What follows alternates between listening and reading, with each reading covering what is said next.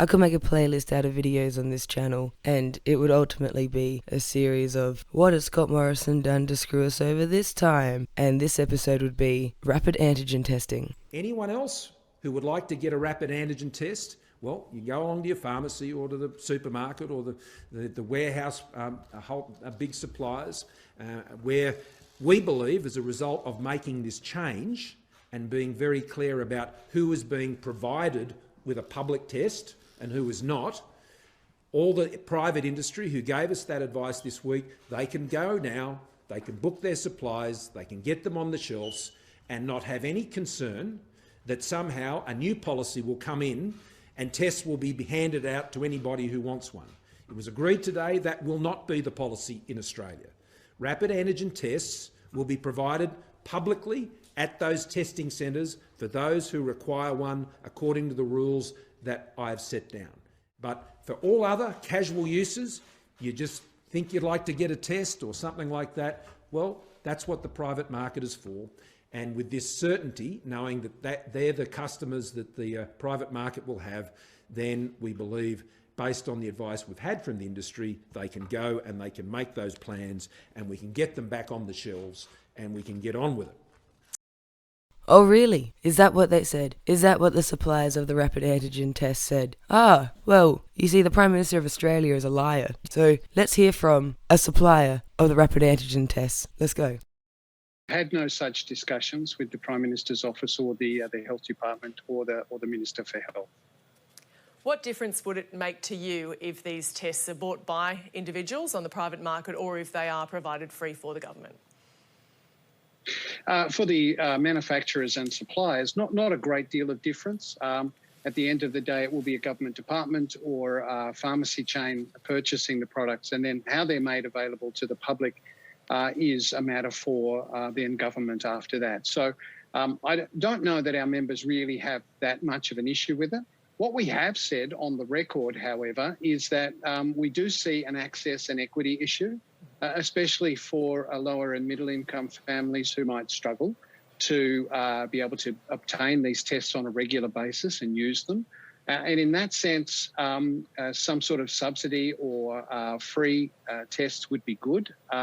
We also have worked with the Council of Small Business of Australia and the ACTU on ways in which we can provide these tests subsidised or free of charge to small and medium enterprises so that they can test their employees on the way into work each day and prevent an infection inside the business. And a spin-off of that is that you detect a case early and the individual can isolate before they become infectious in the community effectively. So yeah, there are advantages in having some highly subsidised or free kits in the market.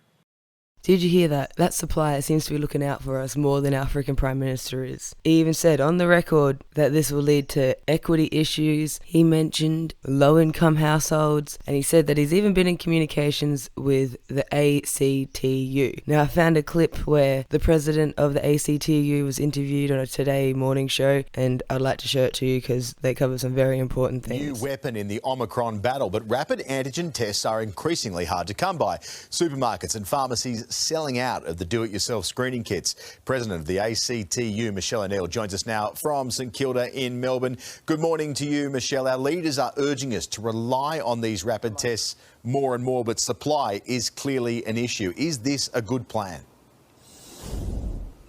Charles, the problem we have is that the rapid antigen tests are essential at going forward, but the government's refusing to make them free and accessible. This is what we've seen in other countries in the world. It's something that makes sense in terms of making sure that your income or your postcode doesn't determine whether you've got access to a test and whether you can be safe. So the Morrison government's got this wrong. They failed us in terms of getting enough vaccines in time, and now yet again they're failing us in terms of not enough rapid antigen tests and not making them free and accessible when we need them. Eventually the plan seems to be to hand these out at the testing sites like PCR tests. Is that a workable solution? No, I don't think that's enough. We need to make them really easily available in people's communities, available in people's workplaces. This has to be as easy as it can be for everybody to make it work. We don't want to see people having to line up. We don't want people having to prove that they've got an issue before they even get an access to a test, which seems to be what the Prime Minister's saying. This is letting Australians down. Now's the time to make them free, accessible to everyone, easy to use, make sure people understand them. And the other thing, Charles, is that you can't say that this doesn't make sense, because really it's saying to putting private business above the interests of public health and ordinary people. And that's not what we need by government at the moment. They need to be taking this public health responsibility and making sure that how much you earn doesn't determine whether you're safe. Speaking of some of those private businesses, if you can find one of these rapid tests at the moment, it's likely they won't come cheap. We've seen reports right across the country of price gouging. After such a difficult year, it's obviously the last thing that struggling families need. Is it time for punishments for those businesses that put up the prices of these tests? Well, this is pretty shocking. I know people who have paid more than $20 to get a single test. And if you think about a family of 5, that's over $100 just to test your family. That's unaffordable for so many people. So yes, there should be control on pricing. But of course, the answer to this is that they're free and accessible, which they are in the UK. They are in the USA. Many other countries are doing this. Governments are stepping up. The fault here lies with our federal government, who are refusing to do that. That's the answer. If they had, of course, their buying power, then that means that the price is a reasonable price as well, whereas individuals or one family trying to go to the chemist and get that test or those tests, it's really hefty. Jackie Lambie said yesterday this should be the present that the government gave everyone under the tree, one of these rapid antigen tests. Is it possible for us to produce these here, and why haven't we been from the start looking at this as an option? It's entirely possible to produce them here. Some are, but we could produce a whole lot more here, and imagine that benefit as well. Again, this is something that we could do for Australia. The government could be making rapid antigen tests here, supporting that they're made in Australia and making them free and accessible to the population.